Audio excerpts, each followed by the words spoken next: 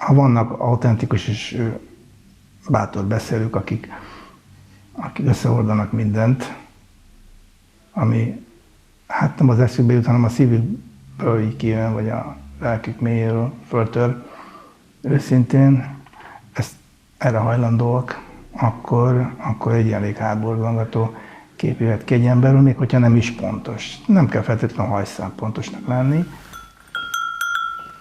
Ezeket ő gyűjtötte, és mindegyik más, hogy szól.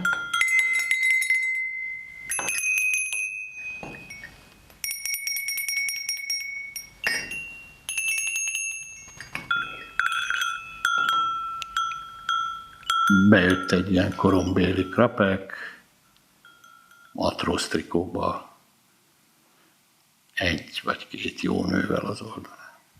Nagyon szép ember volt, hihetetlen jó fizikai adottságai voltak. Természeti állapothoz közel álló vadság, amit a civilizáció körülményei között is mindig megőrzött. És ez a trikósság, ez meg is maradt mindig. Egyszerű volt minden, amit csinált.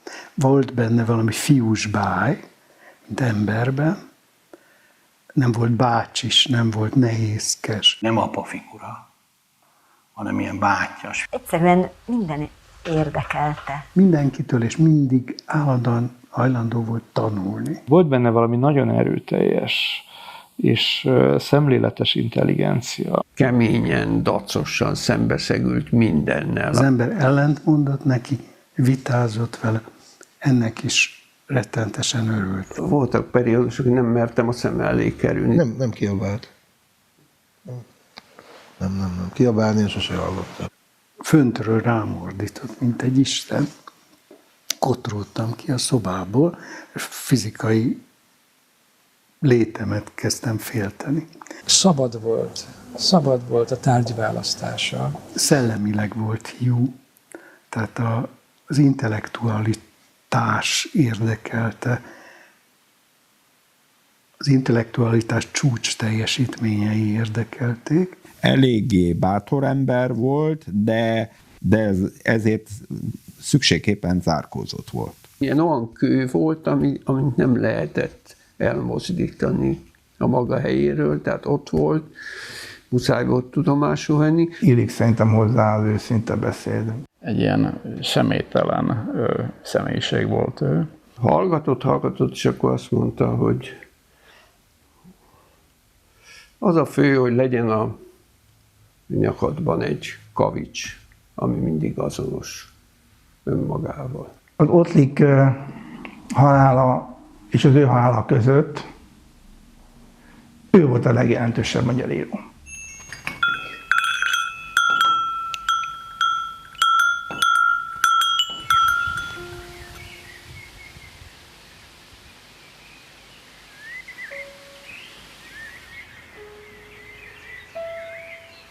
Nem azért aprólékoskodunk itt tárgyakkal, fiókokkal, mintha a halott öregemberről ne tudhatnánk, amit akarunk, és ami esetleg meg is felel annak, ami történt. Nem. Éppen most tehetünk úgy, mintha élne, és a nyomozásunkkal ölhetjük meg annyira, hogy ne fogjon rajta a halál.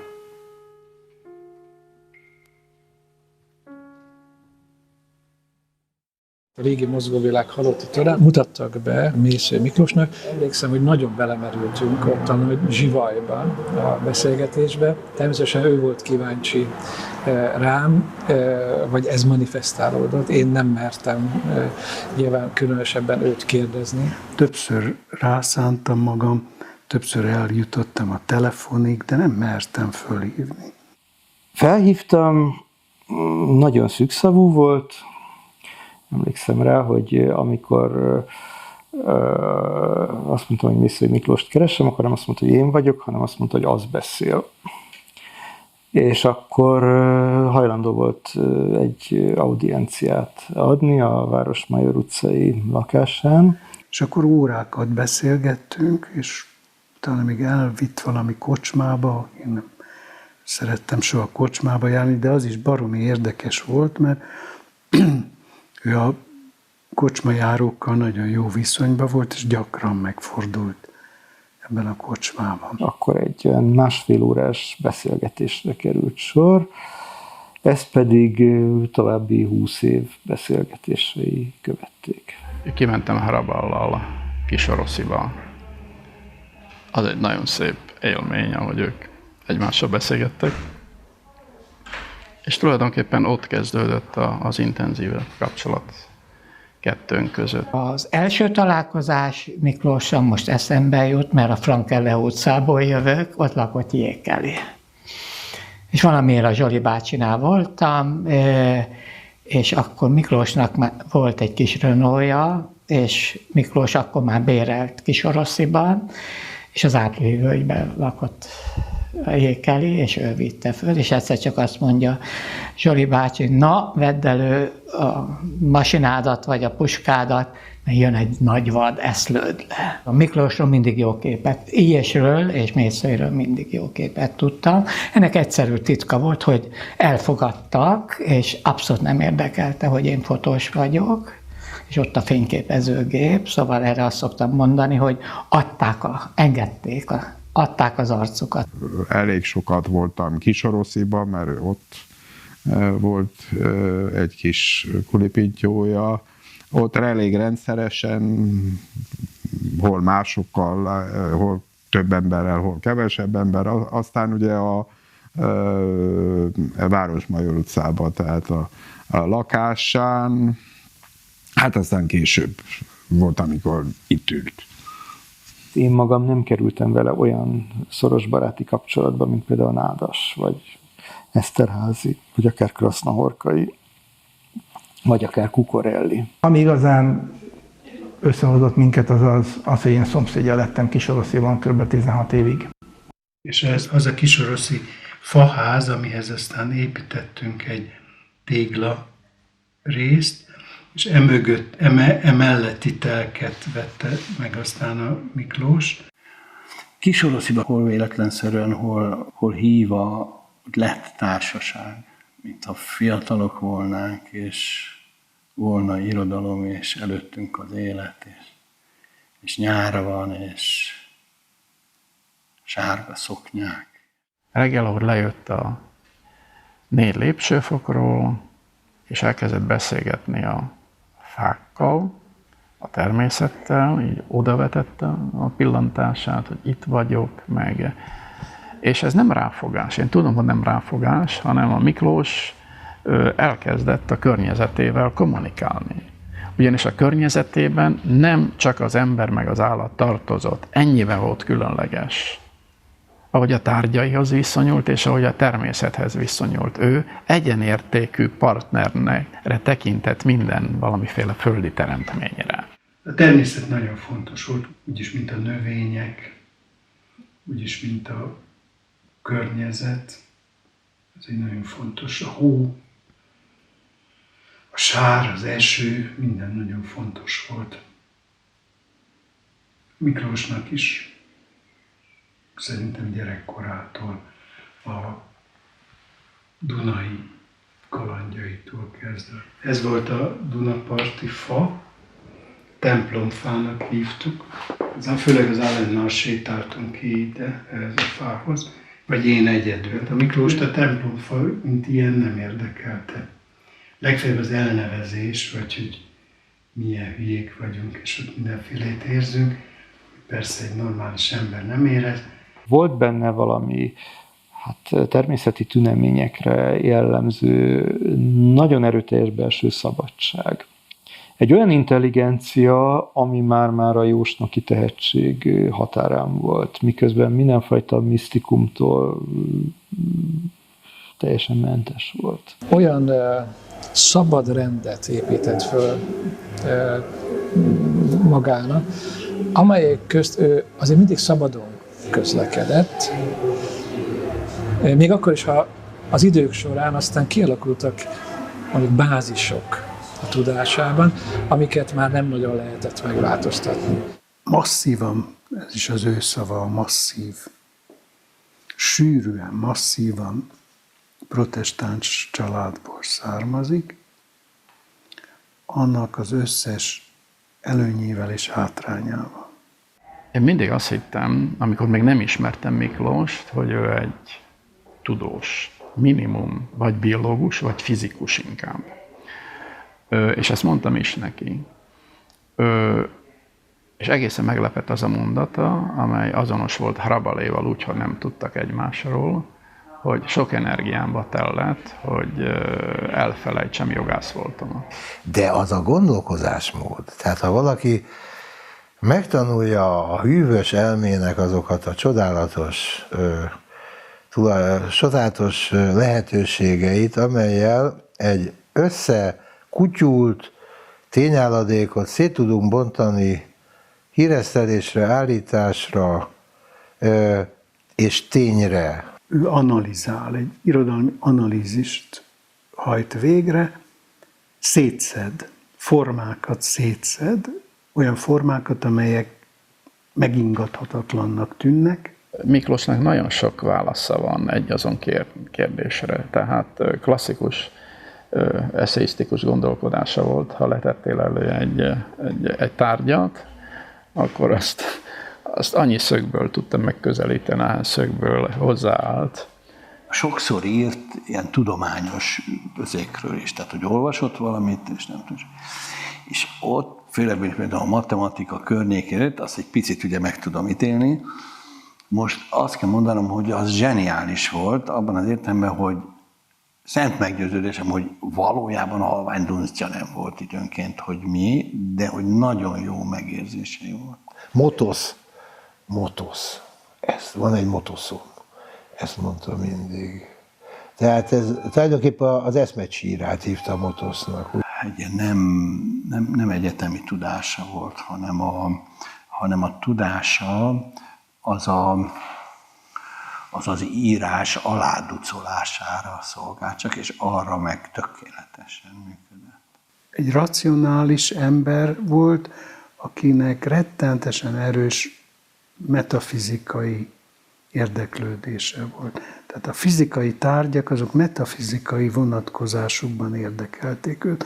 Ezért halmozta a kompjútereket, még majdnem, hogy nem is volt kompjúter, neki már volt kompjútere, meg a telefonokat, meg a fényképezőgépeket, ahol soha nem tanult meg fényképezni, meg mindenfélét, ami szerkezet volt, és mindig csak azért azok porosodtak, meg fiókokba kerültek, nem tudom én miben, de nem adta oda, abszolút nem, tehát őrizte, és csak egy metafizikai szempontból érdekelte ez a sok fizikai. Ő nagyon komolyan vette alapvetően az életet, és volt a világ szemléletében egyfajta illuzórikus elem. Azt hiszem, ezt tette az ő számára olyan mérhetetlenül érdekessé az életet. Alapvetően két emberhez volt mély viszonya, Alanhoz, a feleségéhez, meg hozzám. Ez egy nagyon érdekes viszony volt, már nagy volt közöttünk a korkülönbség. Volt benne egy kicsi apai, nekik nem volt saját gyerekük. Amikor megismertük egymást, akkor kétségtelenül és föltétlenül, ezt mindig mondták is, csak én ilyenre nem tartottam igényt. A szó lélektani értelmében egyáltalán nem. A szó szakmai értelmében igen, de az egy más viszony volt, az egy kölcsönös viszony volt. Atyám volt valamiképpen a barátom, és valamiképpen az az író, az a szövegtest, az a könyvtárnyi anyag, amit mindig el kellett vonatkoztatnom Miklóstól, hogy objektív módon tudjam olvasni a szöveget, meg értelmezni. Nagyon nehéz volt megcsinálni azt, hogy az emberre ne hasson mész írásmódja. Elég hamar világossá vált számomra, hogy az, amit ő ír, számomra zsinórmérték. Az ő írásai, azok nem csak rám, hanem a következő nemzedékekre is úgy hatottak, mint a lehetséges irodalmi metódusoknak egy nagyon nagy gyűjteménye, tárháza, amivel bőven lehet meríteni. A kezdeményeknek, ez a Miklós szava, a kezdeményeknek egy nagyon bőséges tárháza, és hát neki az is volt a meggyőződése, véleménye, hogy az idősebbek, a fiatalok számára csak arra kellenek, hogy bányásszanak belőlük, és aztán hagyják ott. Én bányáztam ebből, és használtam egy csomó dolgot. Hogy megtanulni, amit meg lehet, és menni tovább. És így én a Mészőtől ilyen szempontból nagyon sokat tanultam. 70-es években jelentkezett akkori fiatal írók számára aféle idősebb, tekintélyesebb barátként mutatkozhatott. Ezek a Péterek voltak, így nevezik őket, mert hogy tényleg Péter a keresztnevük, Lengyel, Hajnóci, Eszterházy, Nádas, de fordítva, mert először Nádas és aztán Eszterházy, és Balassa. Nem voltam a követője. Én azt gondolom, úgy tanultam tőle sokat, hogy nem tudtam tőle tanulni. Mert olyan fokon nem tudtam azt csinálni, amit ő csinál, hogy csak. Na? És nem is voltam a fia, vagy a tanítványa, mert annál kicsit messzebb álltam tőle. Hogy úgy mondjam, technikailag, hogy nem voltam sokat vele együtt. Tehát egyszerre voltam nagyon közel, meg messzebb is tőle. Fiatalabb írók nem igazán voltak az ő követői. Tehát bizonyos mértékig persze ő egy láncszem volt, valamilyen folytonosságot képviselt. De ő sok mindennel, mondjuk 4 szemközti beszélgetéseimből tudom, hogy sok mindennel nem értett egyet, amit csináltak ezek a nála fiatalabb írók. Velem azonos korúak között szerintem senkit nem inspirált rajtam kívül. Közvetlen követője, irodalmi értelmű Mészőnek nincs. Hát szerintem semmi nem áll távolabb, mint a mészői stílus, mondjuk például az enyémtől. Az írói teljesítményeimet szerintem ő nem nagyon értékelte.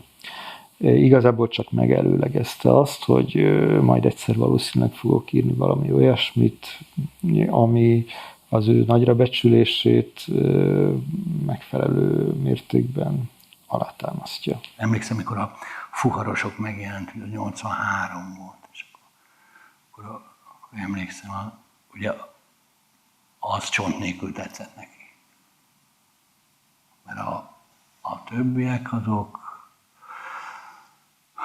ott azért ő mozgatta a nagyvonalúságát. Azt kell mondjam, hogy ő hitt bennem, mint az írói kvalitásaimba. Azért mondom, hogy hitt, mert szerintem azok az írások, amiket akkoriban írtam, azok nem jogosítottak.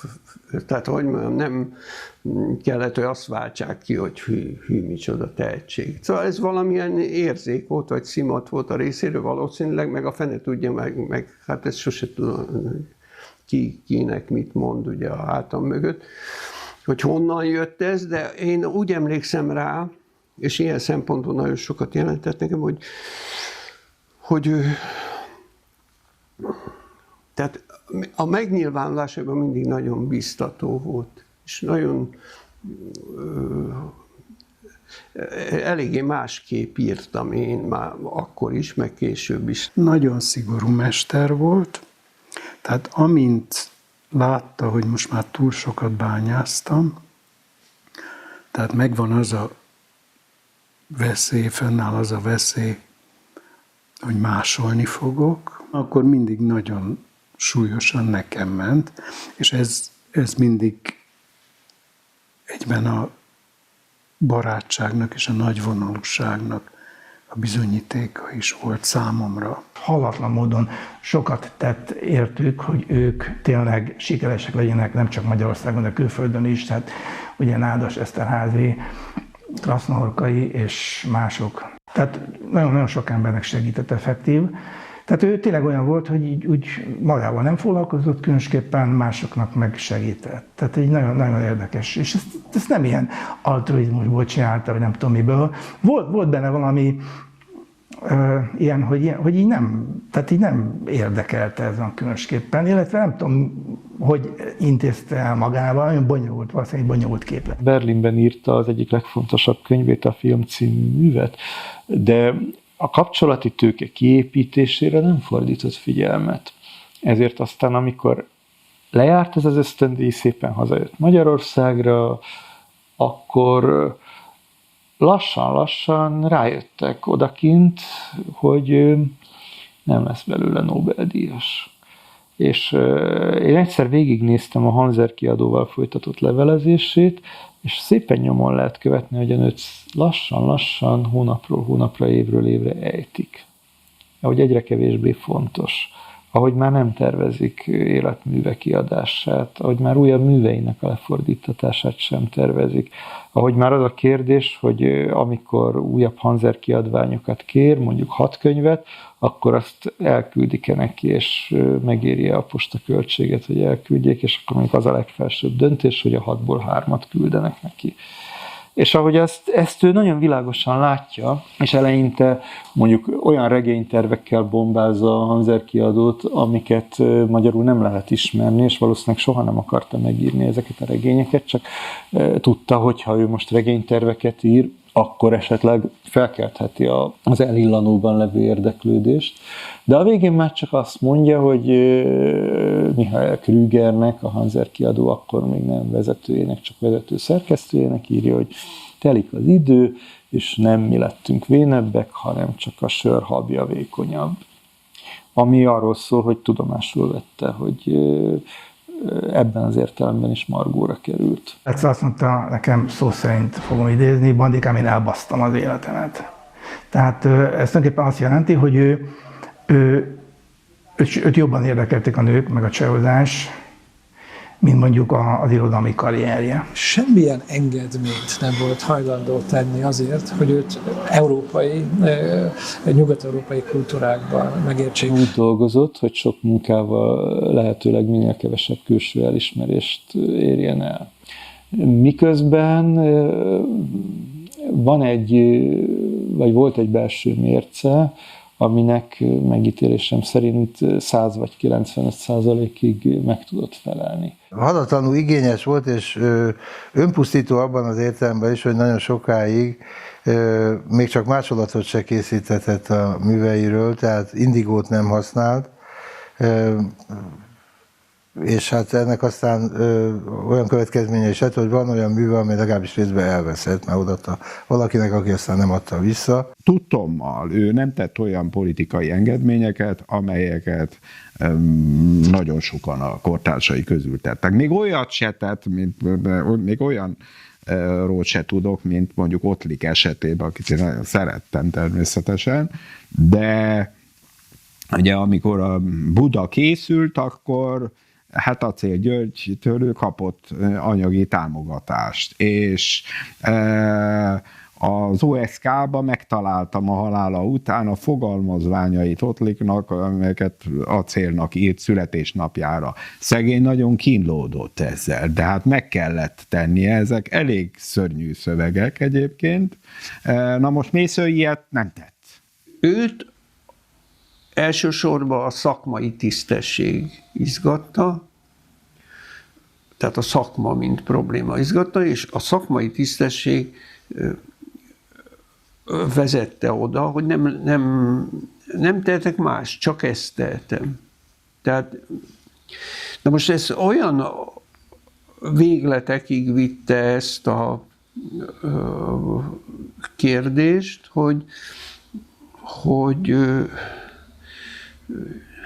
hogy rengeteg olyan írásmű került ki a kezéből, szinte az egész életművet így lehet jellemezni, hogy nagyon megnehezítette az olvasónak is a befogadást, és nagyon megnehezítette a kultúrpolitikának is, hogy kezdjen vele valamit. Mindazon kísérletek, amelyekre akár igenlőleg, akár látszólag igenlőleg, akár tagadólag válaszoltak a Rivai-féle kultúrpolitikát erőltető korszakban, amikor a nagyregény volt a megváltó, a belépő, amikor mindenki próbált úgy trilógiát írni, hogy lehetőleg ne jusson el a jelenig, mert akkor olyan hazugságokat kellene mondania, amelyet nem vállal. Hogy hogyan lehet mégis az életutat a hazugság megkerülésével, a hazugság megtagadásával, a hazugság kihagyásával úgy ábrázolni, hogy a pillanat, amely éppen az elbeszélői abban a percben, amikor azt írja, amit te olvasol, mint olvasó, és amely a legkönnyebben lelepezi a hazugságot, tehát ott egy fél mondat már hitelvesztő lehet, és akkor visszamenőleg se hiszek el egy szót se az írótól, hogy hogyan lehet ezt az álláspontot úgy megfogalmazni, hogy mégis hiteles legyen. Tétován álltak vele szembe 2 ok miatt. Egyrészt azért, mert a sült realizmus hívei voltak, tehát egy olyan realizmusnak a hívei, ami addigra teljesen használhatatlanná vált. Egyfajta ilyen szociológiai realizmus, vagy szociográfiai realizmus, ami állandóan a valóságfogalommal volt elfoglalva, de olyan közelről akarta megnézni ezt a valóságot, vagy megalkotni a valóságfogalmat, ami miatt a tárgyakat nem látta. A Miklós éppen abban volt nagy, hogy tárgyszerű volt, nagyon tárgyszerű volt. Hihetetlen erővel tudott egy tárgyat, egy bogarat, egy köldököt, egy szemet, egy bármit leírni. Tehát nagyon erősek voltak a közelnézetei, és ez a közelnézet engem sokkal jobban érdekelt, sokkal jobban vonzott, mint az a fajta realizmus, amit akár a Lukács, akár a szocialista realizmus nevetséges apostolai, ma már a nevük is elfelejtődött, akartak és kényszerítettek. Azt kell mondanom, hogy ő mondjuk nagyjából vele egykorúak, azok megálltak egy ponton, ő pedig tovább ment. Életműve egy végigzongorázza az összes lehetőséget. Kezdte ilyen realista novellákkal, az első kötete, aztán ment ilyen modern, vagy késő modern realista novellákkal, utána jött a nouveau romános korszaka a 60-as években, a színdarabjai, meg a regényei, és akkor jött egy avantgard, ugye az alakulások. Szóval a mészői próza is valahogy úgy alakult, hogy saját belső törvényeiből, struktúráiból, elért eredményeiből egyre többet és többet használt föl, és tulajdonképpen az önállósága és egyfajta zárkózott természet a mészői prózának épp ebből következik. Vannak olyan írók a magyar irodalomban, akik soha nem váltak igazán népszerűvé, soha nem emlegették őket a fősodorban, és mégis ott tartják számon őket a legnagyobbak között, és a magyar irodalom igazán jó ismerői, ez megint kérdés, hogy kik azok, vagy hogy mi módon lehet az Arbiter Elegantiarum címre szert tenni, de tudjuk, hogy vannak ilyenek. Azok Mészőt a 20. század második felének legnagyobb írójaként tartják számon. Nem a Móriczi hagyományban írja tovább magát nagy méretekben, hanem a kosztolányi mészői hagyomány. Annyira áthatotta a Mészői által ajánlott és megvalósított, igen elegánsan felmutatott prózatechnika azóta a magyar prózát, hogy nehéz tőle szabadulni, tehát az ember ma már másképp van, mint annak idején volt a 60-as vagy 70-es években, amikor Mészőinek ez a rajongói, vagy követői, vagy tanulmányi, vagy tanítványi köre még nem nőtt fel, nem autonomizálta magát, nem fordult akár szembe a mesterrel, mert hozzá tartozik ugye a leváláshoz és a felnőtté váláshoz, amit én sose helyeseltem, viszont igaz, hogy sosem óhajtottam regényíróvá válni. Tehát nem ismerem azokat a kínokat, amelyek mondjuk egy Grendel Lajos szívét eltölthették annak idején, amikor neki egy olyan térbe kellett belépnie és elfogadtatnia magát, amelyet a Mészői határozott meg, és ezt minden épelművű ember tudta. Mészői folytathatatlan, mert olyan egyéni, amihez közvetlen kapcsolódásról én nem tudok, és senki nem is tudná nekem lebizonyítani, hogy volna olyan jelentős kortárs irodalmi kezdeményezés, amelyik közvetlen levezethető volna Mészői prózából. Annak ellenére, hogy Mészői nélkül nincs magyar irodalom a 70-es, 80-as években is, tehát kulcs szerepet játszott. Van itt valami, persze, ami magyarázatra szóló. Hogy lehet, hogy egy író ilyen hatással van a magyar irodalomra, a modern magyar irodalomra, miközben közvetlen hatást nem gyakorol senkire? Megnézed egy Mészői szöveget, ilyen nincsen, tehát ma ez egy raritás. Tehát az, hogy tudod, hogy hát csak mutatni tudom, tudod, hogy megfogod, és nem megy széjjel. A legtöbb szöveg az olyan, hogy elkezdődik, rögtön szálakra széjjel. Olyan, ugye én szeretem ezt azért mondani, hogy ki mit csinált a mondattal, ugye nem sokan csináltak a mondattal valamit, tehát hogy az a régi, laza, kedélyes mondat, vagy véget nem érő, ami ott a 19. század végén volt, tehát részint a Mixát, vagy mondjuk a Kemény Zsigmond, amivel a Kosztolányi kezdett valamit, amivel aztán az Ottlik szerintem nem kezdett valamit, ami egyszerűen csak csinálta tovább. Aminek egy érdekes leágazása a Krúdi, hogy ő mit csinált a mondattal. És a következő, aki valamit csinált, az a Miklós. Tehát azt fogta, és hihetetlen, ilyen gyémántra összebírta nyomni. Hihetetlen vehemenciával, majdnem a papírt szétszakítva, akkoriban főleg golyóstollal írtunk, és a golyóstoll az megnyomta a papírt, és maga a gép is megnyomta a papírt, mert ezek ugye mechanikus írógépek voltak. Az írógép szallag az nem nagyon volt kapható és drága volt, tehát az utolsó pillanatig használtuk az írógép szalagokat. Majdnem olyan erősen kellett ütni, hogy majdnem átütötte a papírt, és ezt ő még golyóstollal úgy áthúzta, hogy nem is, tehát ilyen fekete foltok, ha megnézi ezeket a kéziratokat, ilyen fekete foltokat, vagy nem is fekete-kék foltokat hagyott maga után. Mintha valaki, senkinek nem szabadna soha többé ezt elolvasni, vagy valaki el akarná olvasni. Így átnézve néha elolvastam, hogy mit írt eredetileg, üveglapon átnézve, de mintha ezt is meg akarta volna akadályozni, hogy ez se lehessen. Tehát végleges legyen, a Kurtág is, mindenki, a Beckett is, mindenki az utolsó, a leglényegesebb metaforát megragadni.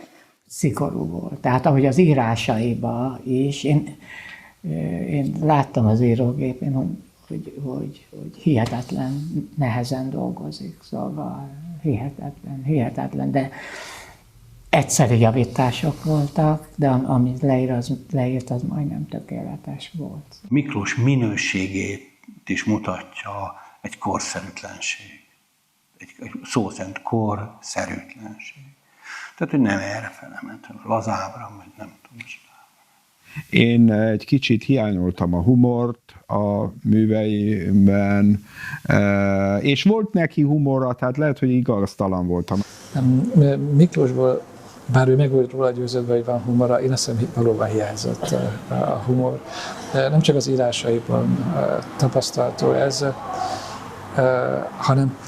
hanem az írásaiban is, és a megnyilatkozásaiban akkor, amikor ő úgy érezte, hogy humoros. Olyankor valami sikerületlenség állt fönt. A következő nemzedékek a humort kötelezőnek tartják, és mindenkitől elvárják, mint hogyha előre lenne, valahol meg lenne írva egy nagy könyvbe, hogy az irodalomhoz hozzátartozik a humor. Nem tartozik föltétlenül hozzá. Ez egy korszakos tévhit. Ez egy hiedelem.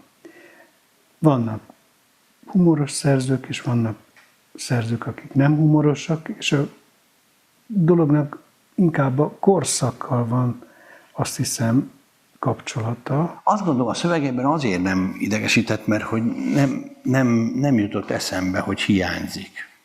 Tehát ugye ez más, hogy nincs vagy hiányzik. És minthogyha nem hiányoznék. A humoron azt értjük, hogy a kedély gazdagsága, akkor ez meg volt benne. És ennek a nyomait a szövegeiben is meg lehet találni. Viccelődni nem szeretett. Viccet soha nem mesélt a Miklós, tehát derű, az arcán derű mindig volt, igen. Búbánatosnak soha nem láttam. Ez egy kérdés, hogy az ember kinek van humora, ugye, mert van, aki állandóan viccelődik, tehát mondom, hogy milyen humora van, hát ez nem az a típus volt. De a dolgok apró részletei iránt odaforduló szeretet, amit én a humor lényegének tartok, az nagyon is megvolt benne. Más kérdés, hogy volt benne kíméletlenség is. De hát más humorban gazdag emberek is tudtak kíméletlenek lenni. Szerintem Dickens is tudott kíméletlen lenni. Nem gügyögött, nem tett úgy, mintha megszépíthetné, vagy megcukrozhatná a nyomorúságban tengődő élőlényeket, személyeket, tárgyakat. Kedvenc mondása volt, hogy nem érdemes a fekete levest rózsaszínűre sózni, de másfelől azonban hiba volna egy keserű, mogorva, epés embert látni benne, mert nagyon sok derű is jellemző volt rá. Azt mondja Miklós Harabalnak, hogy jaj, hogy irigylem tőled, hogy ilyen humorosan, iróniával tudsz írni, hogy mennyire meg tudod nevettetni az embereket, és ez annyira irigylésre méltó. És azt mondta neki Harabal, ugyanez semmi, ezt könnyű írni. Én úgy irigylem tőled azt a tragikumot, amit megragadsz, azt a melankóliát, azt az atmoszférát, amit te leírsz, tragikus atmoszférát, ezt én nem tudom. A Miklós ahhoz a nemzedékhez tartozott, akik ezt a második világháborús világégést nagyon közelről élték át, sőt, számára az nem volt egyáltalán problémátlan, hogy ő valószínűleg, mint katona, embert is ölt.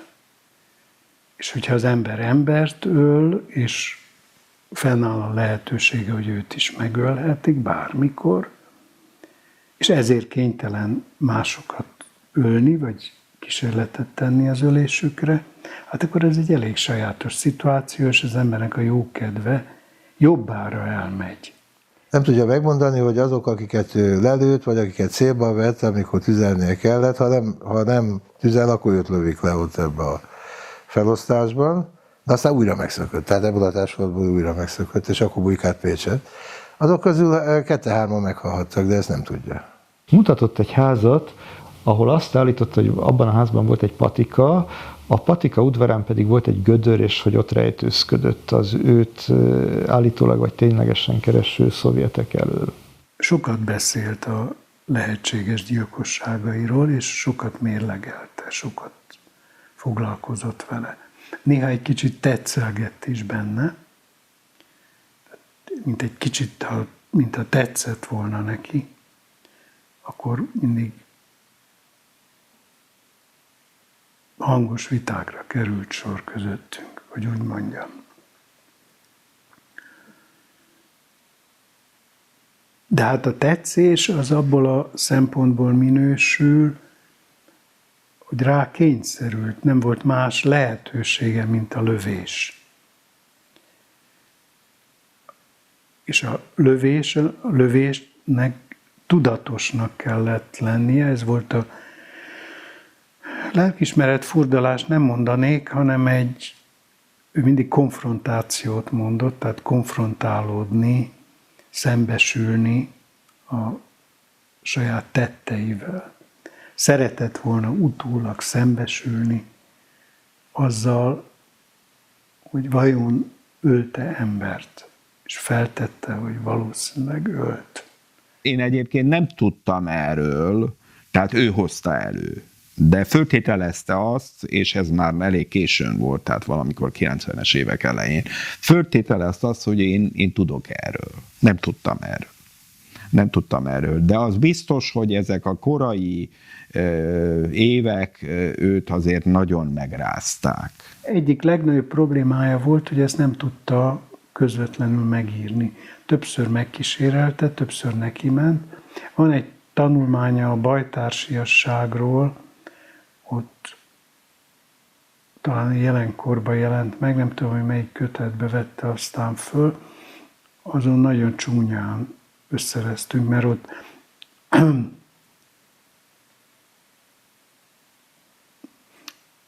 ott a bajtársiasságot egy olyan piedesztára emelte, ami magát, a gyilkos akciót ünnepli, tehát az, hogy a gyilkosság igénye engem arra kényszerít és kötelez, hogy egy másik gyilkost magamhoz közel érezzek, mert hát ki vagyunk téve a halál veszélyének, és hát akkor össze kell tartanunk. Tehát ennek egyfajta mitológiai jelleget adott, ez nekem abszolút nem tetszett. Mészői a megrendítően személyesből, az énnyéből azt hiszem nagyon keveset épített be a szövegébe. De jelekkel azért tele van egyáltalán maga az előadásmód, az, hogy mindent megpróbálunk egyszerűsíteni, minden fölösleget, minden díszítést kidobunk, eltüntetünk, csak a lényegre koncentrálunk. Maga ez az igény, a redukciónak ez az igénye, ez a háborús nemzedéknek a sajátossága, a stilisztikai sajátossága. Ez például trehányíróktól, nagy trehányíróktól jó meg lehet tanulni. Hogy én például nem is tanultam meg igazán jól, mondjuk a Mixáttól. Tehát, hogy kellenek fölösleges részek. Ezt nehéz megtanulni. A Kurták György egyszer megkért, ami életem legnagyobb kudarca volt, hogy írjak neki opera librettót. Olvasta az emlékiratok könyvét, és az tetszett neki, illetve bizonyos dolgok tetszettek neki belőle. És azt szerette volna, hogyha csak ezeket a csúcspontokat írom. Tehát az összes többit elhagyom, és a tehát nem tudok arra a csúcspontra fölkerülni, oda kerülni, csak akkor, hogyha előkészítem. Ugye ez egy klasszikus, modernista fölfogása Miklósét, tehát hogy van egy optimális megoldás. Az egyetlen metafora felé. Megkeresni a megoldást. Úgy gondolta, hogy akkor válhat a saját írói terepének jó ismerőjévé, hogyha az apró részleteket megfigyeli. Most ez az ő esetében valószínűleg így is volt, neki erre volt szüksége. Nyilván nem lehet azt mondani, hogy minden írónak így kell dolgoznia, vagy csak ez az egyetlen módszer, ami eredményes alkotói munkára vezet. Ez az a fajta éles fény, amiről Kosztolányi is beszél, hogy egyszerre részvét, és ugyanakkor az a fajta pillantás, ami meg is semmisíti azt, amit részvéttel észlel. Számomra ez az iskola volt rettentesen fontos, de a redukciónak ez a mértéke számomra soknak bizonyult, és aztán a konfliktusunk, vagy a szakításunk az többek között emiatt történt, felfogásbeli különbségek miatt többek között. Csak Nádas Pétert tudom említeni, akinek egyfajta, a gondolkodásának egyfajta kíméletlensége, bizonyos fokig emlékeztet a mészői gondolkodás kíméletlenségére, de ugyanakkor stilárisan annyira eltérnek egymástól. A fiatalabb pályatársak kezdtek önállósodni. És ez más jelentett a Nádas Péter esetében, amikor lezárta az emlékiratok könyvét, Ezt Mészöly megoldotta egy gesztussal, írt egy rövid szöveget, ami lényegében azt jelentette, hogy áldását adja az emlékiratok könyvére és a érett Nádas Péter további működésére. Más íróknál meg ez másképpen mutatkozott meg.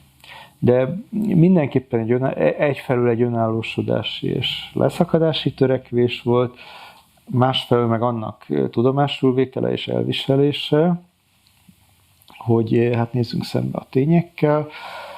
Az időskor az nem csak a tapasztalatok tárházát hozza meg az író számára, nem csak az összegzés lehetőségét és egyfajta pátriárkai derűt és tekintélyt, hanem bizony marginalizálódást is jelent, elmaradást a fiatalabbaktól. Leginkább a halála után kezdett ez a tantusz leesni,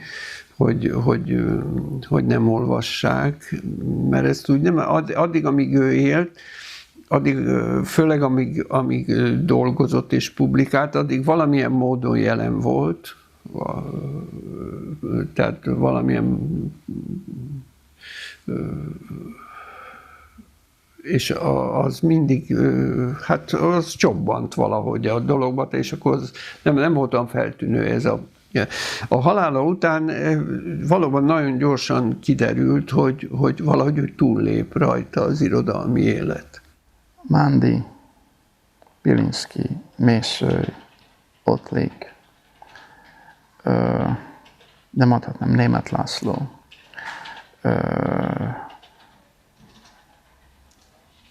Csórit is ide teltem,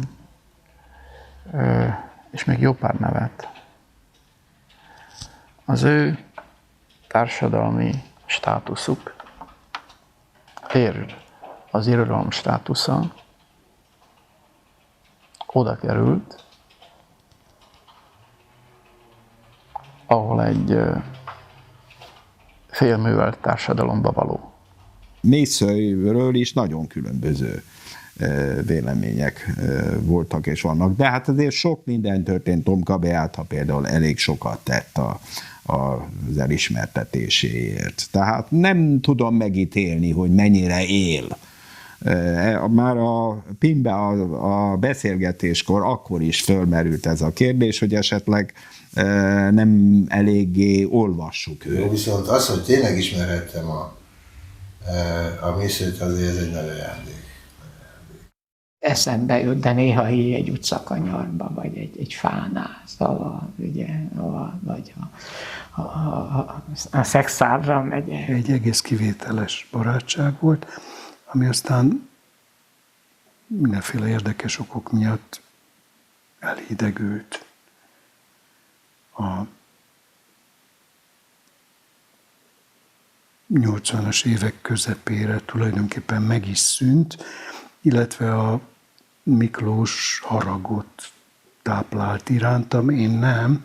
Én megfogadtam, hogy ha van egy ember, akire nem haragudhatok, akkor az ő. Nádas Péter egy szép napon fogta magát, és elköltözött Gombos-Szegre, Kisorosziból, ahol addig Mészöly tűzszomszédságában volt. És hogy ennek megvoltak az előzményei, az biztosra vehető, én erről részleteket nem tudok. Az is szembeötlő, hogy a Mészöly első nagy szívinfarktusa szinte napra pontosan ekkor következett be. Nagyon jelentős volt az életemben, egy nagyon jelentős fordulatot adott. Nagyon jó rá visszagondolni. Mászkáltunk a fürdőgatyában, és akkor így lementünk úszni, vagy lementünk a Dunához, vagy ilyesmi volt. Tehát jó volt valami a fáj is a szívem, hogyha Kisorszira gondolok, hogy eladtam, de hát muszáj volt.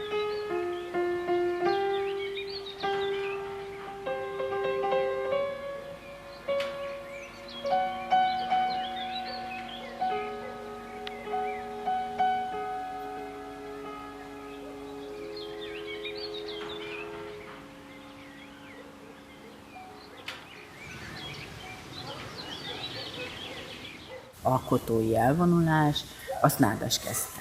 De még akkor faluban laktak. És mert Mésző Miklós és Nádas Péter nagyon, tehát abszolút, de Alen is, tehát ők hárman ilyen nagyon, nagyon közeli barátságban voltak, és akkor ez vonzotta őket, hogy ők is Kisorossziban, és hogy ez olyan, tehát annyira jó, békés, elzárt, csöndes hely, és akkor elkezdtek hozzájuk kijönni. Szívesen beszélek róla, mert nekem megváltoztatta az életemet. Tehát, hogy egy ilyen házaspár, ilyen nagyon értékes, és olyan új dolgokat, mert Polcelen annyira új dolgokat hozott be, gyűjtötték is Alen is a vadvirágok magjait, én is gyűjtöm különben, az van, ami megmarad, van, ami nem. És vannak védett növények, hát például a kikerics a kedvenc növény, Alené, annyira sokszínű volt, hát ugye ő nem csak könyveket is írt persze, de ő mondta mindig, hogy ő nem író. És hogy, de ír, mert szeret írni, mert nagyon mesélő kedve volt. És persze Mésző Miklóstól kikapott időnként, hogy azt nem úgy kéne írni, hogy lehet ilyen mondatot leírni, meg ilyen nyelvtan, de közben meg Miklós az ő álmaiból és az ő sztoriaiból építkezett sok mindent. Tehát a könyveiben, az írásaiban meg lehet találni, és ezeket azonosította Alen, mikor már mi beszélgettünk, sok minden előjött, és akkor ő hogy ezt például én meséltem. Mélységesen tisztelték egymás munkásságát, és magát, önmagukért. Két nagy ember volt, két hihetetlen erős személyiség, az egyik nő, a másik férfi, és ez a szó teljes klasszikus értelmében ez egy olyan idegenség volt számukra, hogy egyszerűen nem tudták megszokni egymást. Az Alen állandóan azzal élcelődött, hogy a Miklós férfi, hát mi a fene más lehetett, és a Miklós állandóan azon bosszankodott, és ez, hogy az Alen nő. Miközben nem tudtak egymástól elszakadni sem. Nem akarom felstilizálni ezt a viszonyt, de egyfajta Oberon-Titánia vetélkedés. Néha kiabáltak, és ha Miklós kiabált, akkor az ember meg rám is, vagy velem is kiabált néha, és akkor az emberben valóságosan megfagyott a vér, mert valóságosan voltak benne gyilkos ösztönök. Gyűlölet semmi, harag, az rettentes. Miklós mondjuk nem nagyon tudott nemet mondani, vagy talán nem is nagyon akart nemet mondani a női szépség kihívásainál. Míg Polcelen valószínűleg egy súlyos lelki sérülés miatt is, amelyet a II. Világháború végén kellett elszenvedni, és amelyről hát nyilván mindenki tud, tartózkodó volt, azt hiszem ebben a szempontból, de azt soha nem szabad elfelejteni, amikor erről a privát Mészőről van szó, hogy ugyanakkor viszont hát nagyon kitartó volt. Mésző egy hódító személyiség volt, és a fiatal nőkre nagy hatást tudott gyakorolni, és ezt a hatást gyakorolta is. A barátnők egy részét lelki ápolásra rám hagyta, és ez számomra nagyon megterhelő és megalázó volt, mert hát hazudnom kellett, és mármint őt helyettesíteni a hazugságokba. Két dolog volt, ami őt az Alen féle kapcsolatban idegesítette, illetve időnként elviselhetetlenné tette ezt a kapcsolatot.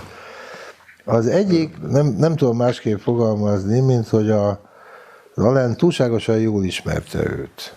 Egyszer tette az Alen valami teljesen ártatlan megjegyzést, ami azonban nagyon súlyos volt, hogy ő egyébként naplót ír, és hogy majd meg fogja írni a Miklóst is.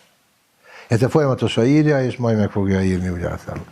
Miklós pánikba esett, és könyörgött, hogy ezt azért ne tegye vele, ezt nem érdemli. Miklós és az Alen közötti nagyon erős konfliktusoknak én voltam a pszichológiai villámhárítója.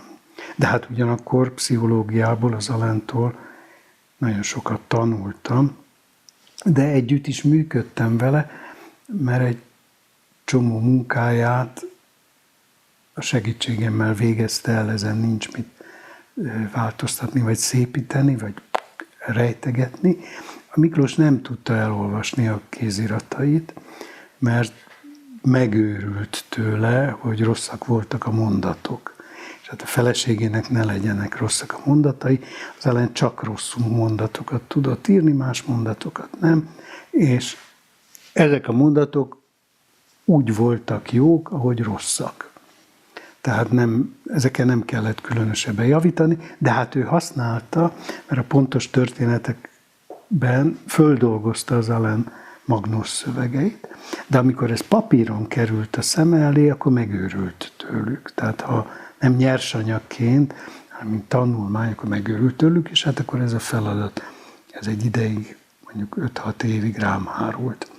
De hát rám hárult a kettőjük között ennél még nagyobb konfliktus, a házassági konfliktusok, hát amik általában abból eredtek, hogy a Miklós valakivel éppen megcsalta. Az Alain az egyrészt is szent volt, abban az értelemben, hogy kibírta azt, amit a Mésző csinált, hogy ilyen hurkokat csinált. Tehát állandóan volt valami nője, az ide-oda ment.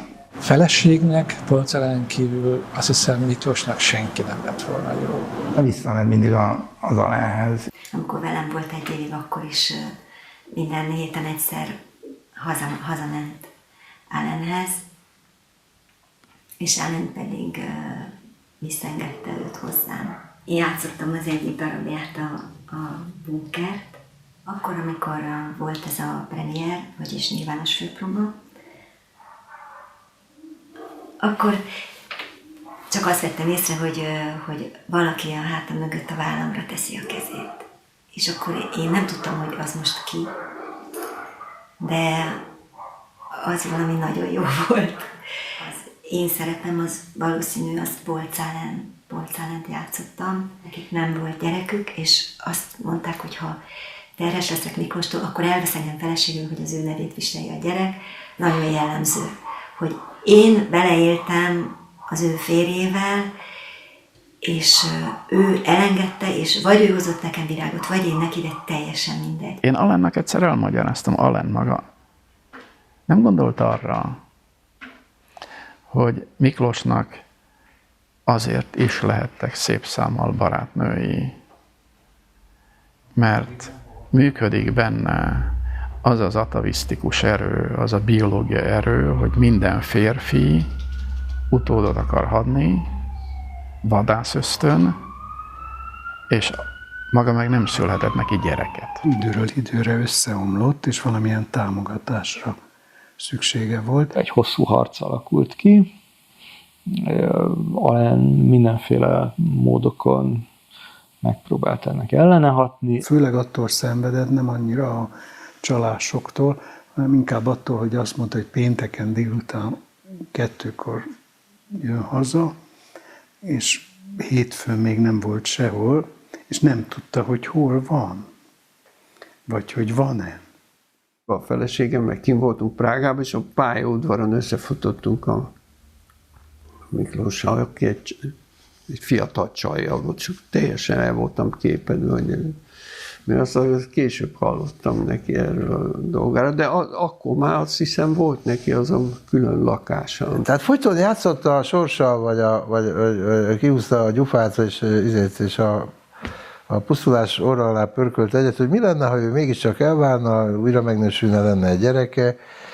És ennek megfelelően gondolom, hogy ezt én nem tudom, hogy ezt mennyire és hogyan, de hát a nők azok okosak, úgyis rájönnek arra, nem tudom ezt mondani. Mikor eljutottak arra a fokra, hogy már teljesen a Miklós bűvkörében éltek, és mindenre hajlamosak lettek a szakításra és a vele való összeházasodásra, akkor ijedt meg. Hogy most ez valódi ijegység volt-e, vagy pedig Alainnak a varázslatos képességei kezdtek el ilyenkor hatni, a bűntudat felébresztése, a saját betegségeinek a felfokozása, a Miklósban a bűntudat akkor megháromszorozódik, abba hagyja, és így tovább.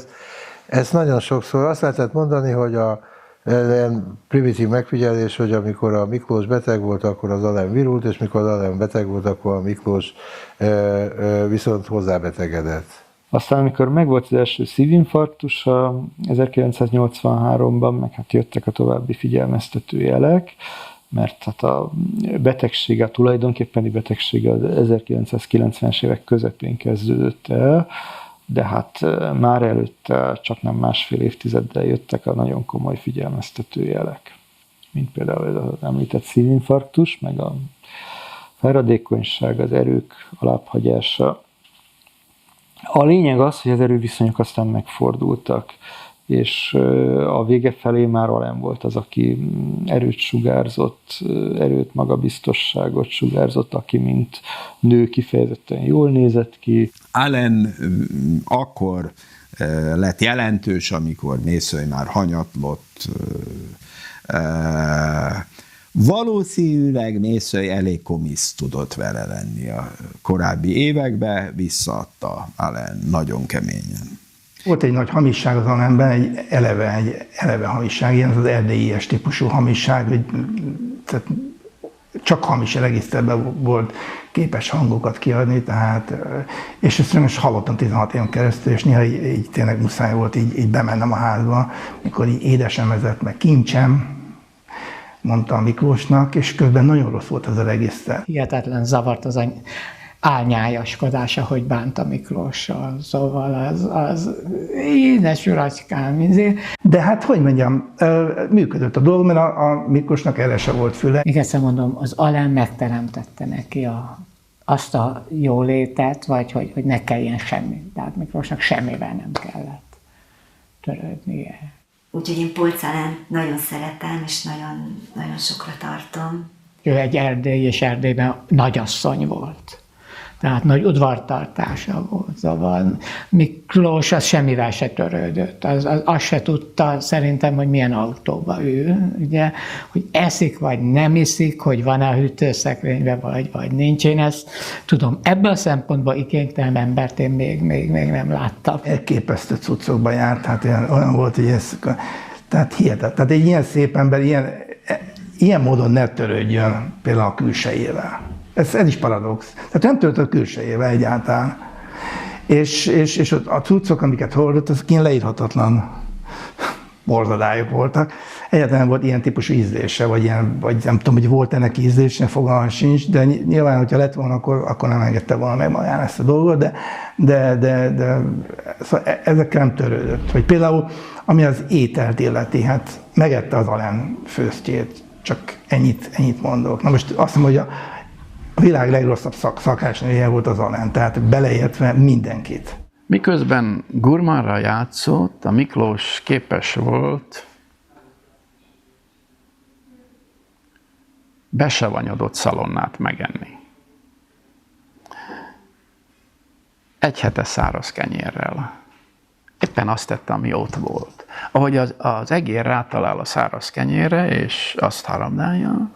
Előadott egy történetet, hogy ő tulajdonképpen most egészségesen leszik. Ezt én furcsálottam, mert ilyen nagy abátszalonnákat evert zöld paprikával, de kifejtette, hogy ez miért egészséges. Amit elítette az Allen, ezt így bekanalazta. Tehát szerintem ő bármit elített volna, tehát ilyen cserebogarakat elített volna kisütve, azt is a Miklós oda nézett, és így megette. Mindig mindenütt megkóstolt mindent. Akárhol mentünk, a helyi étel jellegzetességeket megkóstolta, én ezt nem teszem, de ez is csak azt igazolja, hogy mindig meg akart ismerni valamit, minden újat, minden helyit meg akart ismerni. Azt csinálta, és úgy, és akkor, amikor neki azt kellett csinálnia, kutatnia. Ez egy bátorság is, egy luxus is, ez egy kívülállás is. Egy homopolitikus is volt, aki egy közéleti ember is volt, és ezt nagyon komolyan vette, és ez eleve kizárta azt, hogy ő visszahúzódó és zárkózott legyen. Miklós egy született demokrata volt. Irritálóan demokrata. Vérlázítóan demokrata. Az összes humánus ideológiai értékrendet elfogadta. Ütköztette egymással. Nem tudnám megmondani róla, hogy konzervatív volt-e, baloldali érzelmű vagy liberális. Neki nem ez volt, nem az ilyen irányú elkötelezettség volt, a szegmentáris elkötelezettség volt a lényeges, hanem az univerzális. Majdnem mindig politizáltunk. Meg kell mondanom, hogy egyszer halál után a Polcel azt mondta, hogy a Miklós soha nem politizált. Na most hát én meg sem tudtam szólalni. Most ha valaki egész életében politizált, vagy nem volt apolitikus, az a Mésző és a Csóri volt. Ugye Bibó párti volt, meglehetősen ő is egy ilyen zsákutcás magyar alkatról beszélt, hogy mindig lekésett, ez persze ad ide, hogy milyen esélyei vannak a magyar társadalomnak. Ő 89-ben nagyon bízott.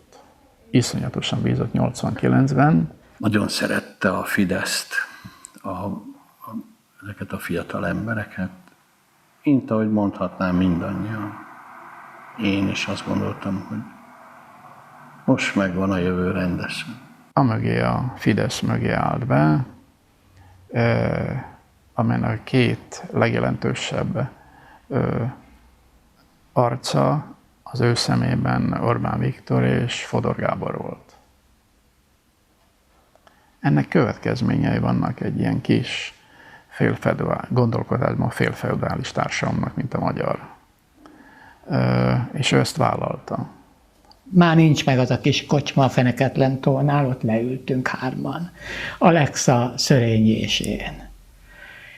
Hogy csinálunk egy emlékkönyvet Miklósnak egy példányba, és átadjuk neki. És hát akkor jött a 89, megtörtént az, hogy minimum két felé váltak az írók. Szörényi Laciból nagykövet lett, Alexa Karcsiból MTI igazgatója lett, és a könyv 4 vagy 5 évig nem lett semmi.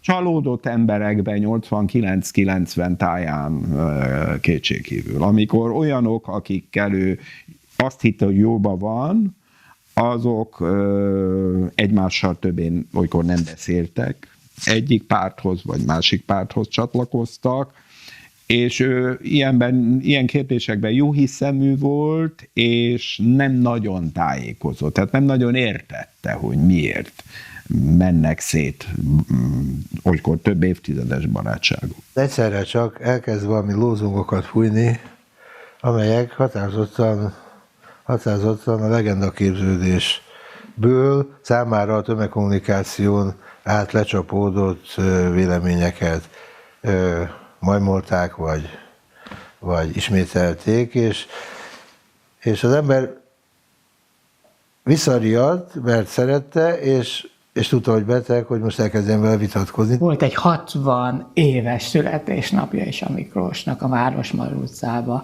Ott meg kb. 200-an voltunk, és csupa olyan, aki 89 után már egymással nem beszélt. Én a 90-es években megéltem az ő kiábrándulásait, együtt éltük meg az ő kiábrándulásait. Már a 70 éves születésnapján én sem voltam ott, szóval valami... Ott voltam Miklós betegágyánál, amikor összeveszett, egy emlékezetes összeveszés volt Csórival. Azt nagyon sajnálom, hogy nem jegyeztem föl, szóval és akkor tudtam, de én ugye magamról mindig azt mondom, falusi tanító és fényképész, szóval láttam, hogy itt nagy hasadás történt, és én attól kezdve például írókat nem fényképezek. Kicsit elmagányosodott 89-90 után, és akkor, amikor egyszer például eljött ide hozzám, nem egészen értettem, hogy miért, órákig itt volt. És csupa személyes dologról beszélt, és hát nem volt nagyon jó kedvű. Meg akarta velem fogadtatni, hogyha elhűlök, mondta, akkor szóljál, mert akkor inkább öngyilkos leszek. Laci, ha már ott tartok, hogy akkor szóljál. Mint egy baráti kötelességemmé tette. Hát mit gondolsz? Hát én fogom neked megmondani, hogy mikor van az életednek vége. hogy már nem érdemes tovább így élni, és akkor valamit teszel magad, vagy mit képzelsz te? Persze nagyon jót mulattam, mert hát minden jellemző volt rá, de az elhűlés nem. Ez ilyen Hemingway, meg nem tudom milyen vágykép, hogy na jó, akkor én rendbe teszem magam, és elmegyek idő előtt. Többször megfordult bennem az kajánul, nem komolyan, de kajánul. Most szólok neki, hogy Miklós, készülj, ideje van. Csak utóbb látom be, és azt hiszem már Nádas is belátja, hogy ez a távozás egyik tünete, természetes tünete, hogy jelzi azt azok irányába, akiket igazán szeret, hogy én már megyek el. Miközben ez evidencia, valahogy át akarja neked adni ezt a tudást is. Eltávolodott. Nem volt többé megszólítható.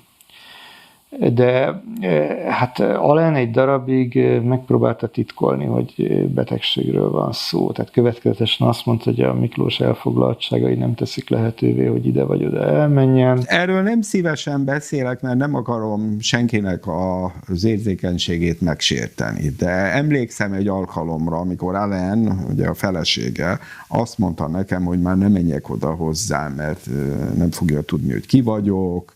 És oda mentem hozzá, és pontosan azonnal tudta, hogy ki vagyok. Ott folytattuk a beszélgetést, ahol sokkal korábban elkezdtük. Nem az Alain akadályozta a barátokat, vagy tartotta távol Miklóstól, hanem fordítva a barátok tartották távol magukat Mészői Miklóstól. Azt nem mondanám, hogy egyedül lett hagyva. Ha valaki, akkor inkább az Alain lett egyedül hagyva vele. A barátai nem látogatták Miklóst. Senki, pedig hivatalán mindenki, tehát szóval én is akkor mentem, amikor már kínos volt, nem lehet mondani. Szóval. Totyogott a kertben, és megismert engem, de igazából nem lehetett vele már beszélgetni. És az Alain az végig mellette volt, tehát nagyon erősen. Tehát ez hibátlan volt ebben is az Alain. Mindenképpen próbálta kerülni, hogy beismerje azt, hogy betegség van, aztán szóltak neki, hogy most már az a jobb, hogyha ez beismeri, és akkor onnantól kezdve már betegségről volt szó. Beszélgettünk, hogy nem tudom, hogy Miklós ült, és a végén nem tudtam megmondani, hogy igazából tudta-e, hogy mi voltunk ott, vagy nem tudta. Szóval én nem akartam Miklós, de Polcelen rávett, hogy menjek el, és halál előtt még fényképeztem. Kisorossziba, és ezeken a képeken, amit fényképeztem, azon ott van a szemén, hogy menjetek a büdös francba. Nem az történt, hogy a Miklós beszédképtelenné vált volna, hanem az, hogy általában távol volt, és aztán hirtelen jött egy-két pillanat, amikor nagyon világosan beszélt. Hát nem arról van szó, hogy ez eltűnt, vagy elpusztult benne, csak egyre ritkábban érvényesült. És még a legeslegutolsó hónapokban is volt olyan benyomásom, hogy nagyon pontosan tisztában van vele, mi történik körülötte, vagy mit beszélnek róla vele kapcsolatban más dolgokról. Amikor utoljára jártam ott, 2001 elején, akkor azt hiszem egy pohár víz megivásáról volt szó. És hát odaadtam neki a pohár vizet, ő meg elfogadta, mert mondtam, hogy frontot megjárt ember, és ez egy bajtársi segítségnyújtás. És akkor később Alain csodálkozott, hogy ezt ő nem szokott, ilyesfajta segítséget ő általában nem szokott elfogadni. És valószínűleg ez az érvelés, hogy harctéren vagyunk, és most ő tekintse magát sebesültnek, ez eljutott a tudatáig, és elfogadta. Akkor ez egy elég hosszú beszélgetés volt, ő ott volt, többször rám nézett, és amikor elbúcsúztam, akkor fogta magát és felállt, és az ajtóig kísért, ami akkor már meglehetősen szokatlan volt. Lementem a lépcsőházba, kiléptem a kapun az utcára, és akkor hallom, hogy az Alain kiabál föntről az emeletről, a 3. vagy 4. emelet, hogy menjek vissza. És kiderült, hogy a Miklós összeesett az ajtóban, és hogy ő egyedül nem képes visszavinni az ágyig. Fölmentem, fölnyaláboltam, és visszavittem az ágyhoz, és akkor is láttam, hogy megint fronthelyzet van, segítségnyújtásról van szó, amit ő hajlandó elfogadni, és nem ragaszkodik ahhoz, hogy saját lábán menjen vissza, amire nem is lett volna képes. Látod, hogy ugyanúgy állt, mint a szárfa, ahogy szokott, és az üstöke, mert ő neki üstöke volt, az olyan mint régen. És megörülsz, és mész közelebb, és mész, és akkor kezded látni az arcát. És annak még más semmihez semmi köze. Volt egy ilyen lelkiismeretváltás, főleg a betegség miatt, hogy az embert elkapta az élet, és hogy milyen könnyen egyszerűen túlléptünk ezen az egész kisoroszi dolgon, ami pedig az a mondjuk 80-as években mindnyájunknak elég sokat jelentett. Nekem nagyon nehéz volt elveszíteni Mészőt, mert nekem más nem volt barátom az irodalmi életben, csak ő, és az ő halálával nem pótlódott. Ez Eszterházy Péter sírbeszédéből való szöveg. Azt mondta egyszer egyikünknek, Kisorosziban, alig komolyan, csak úgy, hogy majd a hamvait Triestnél kéne a tengerbe, a legkedvesebb tengerébe szórni, és annak utána mi, a barátai, üljünk be ott egy kávéházba, ha háttal álltok a tengernek, a főtéren baloldalt, és igyatok meg egy kávét. Hallgassatok, vagy beszélgessetek, de ne rólam. Van egy kis rossz érzésem, hogy nem tudom, hogy jobban is ismerhettem volna, hogy többet kellett volna Kisorosziba mennem. De már nem megyek Kisorosziba.